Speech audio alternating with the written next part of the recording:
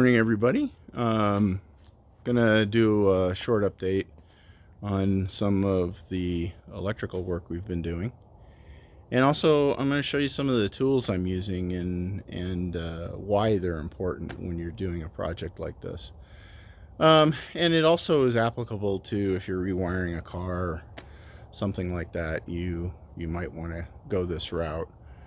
But there are companies out there that make wiring harnesses that, basically are all labeled and everything, and they have good instructions to go in. But this is kind of if you want to do it yourself. So I've been under here doing the wiring, and I know it looks like a rat's nest, but this will all clean up. We'll actually wrap it in material like this that'll keep it from abrading against any part of the chassis. We've mounted our system for our dash, so I'm starting to wire that up, and it's turning out quite nice. The bottom here will actually, there'll be a plate on the bottom here that will enclose all of this once we get the car done, and same all the way down to the engine. We'll have a sheet that'll go there. And that'll help with some sound deadening and whatnot. So these are kind of the tools that I prefer. I think are pretty necessary for doing a project, especially like this, like a from scratch build. So let's start over here. Pretty important, I think, is a good soldering iron station. This works really well, and they're relatively inexpensive. Obviously, you can see this is some sort of off-brand from China.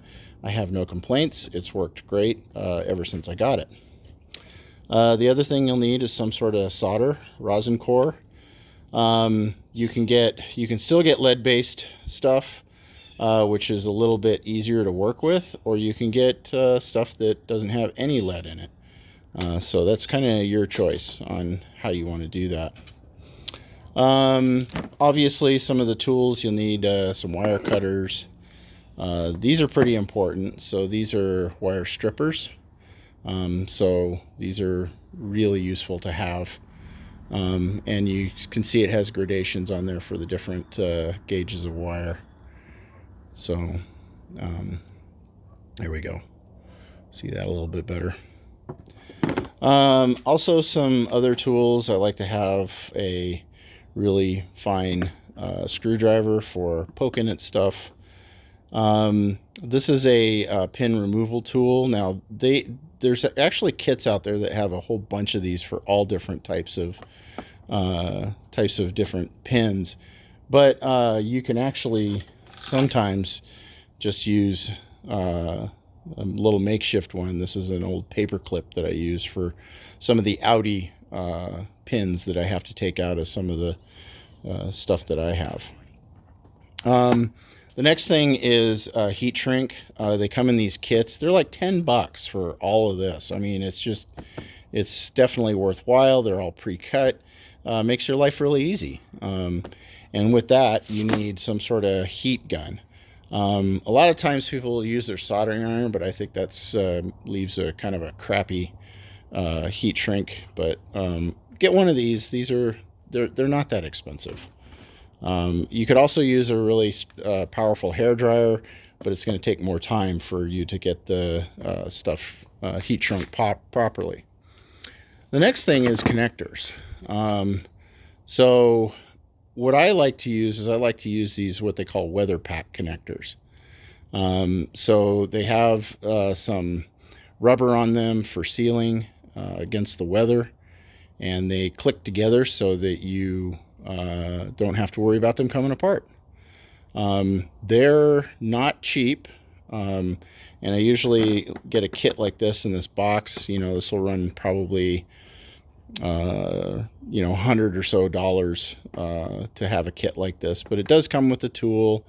Some of them will come with the actual crimping tool. This is also essential for doing these properly. Also saves you some soldering time because these crimps are strong enough that you don't need to solder. And then the last thing that I like is a good label maker. And the reason for that is because you can get heat shrink that's like this stuff, but you can print on it. And so that way you can label your wires. So if you don't have wires that are labeled at the factory for your project, these are key so that you don't get the wires confused as you're wiring things up. These go for somewhere around $100, but you can also use them with sticky tape so that you can label your bins and other stuff like that. So these are kind of some of the tools that I use and how I do all of my electrical work. All of my joints, if I do it without a connector, they all get soldered and heat shrinked so that you have a good waterproof connection. And I always suggest that. Don't use like wire nuts from, for buildings and stuff like that. That's just not the way to do it. So you can also get other types of connectors that are a little less expensive than these particular weather pack connectors. They have some that have like square pins, and so they're a little bit less expensive. And then the last thing is that it's always good to have some terminals. Maybe some of the things that you're hooking up to have terminals, like in our car, where I put all the electronics that you've seen in the back behind the driver. I do have a lot of terminal strips in there that I can attach wires to for the battery, for the switched 12 volts, all of that kind of stuff. I also have, for the switch 12 volts, I have two of those terminal strips. And the reason I do that is because one is for when just the accessories are on. The other one is for when you're pushing the button down to start the car. You have to have one that's live when the button's pushed so that it can keep your ECU hot and drive other things that are necessary, like the fuel pump and whatnot, to get your car started. So yeah, some of these little guys here, they have crimping tools for this. I prefer to solder mine in, but you can choose what you'd like to do. So that's really the short update for today. If you guys have any questions, throw them in the comments. The big thing to take away from this is wiring is not that hard. You can do a lot of investigation on YouTube and find people who are doing, little classes on this or webinars or whatever. But the best analog that I can use is that if you have water coming out and you need a lot of water, you need a bigger pipe. So same thing goes with current.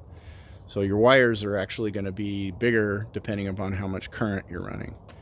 The other thing that people neglect is the ground. Okay, so that current, not only does it have to go through the wire to the device, but then the device has to return it to ground. And if you have a heavy wire going to your device and then a little teeny wire going to ground, you're going to have a problem. The little teeny wire is going to heat up and possibly melt or catch fire. So bear that in mind. And there's a lot of information on the web on what size wires you need for how much current you're drawing. But don't get frustrated and don't think that it's some sort of magic. It's actually pretty easy. You got to take your time and go slow. Anyway, if you haven't subscribed, please do, and we'll see you next time.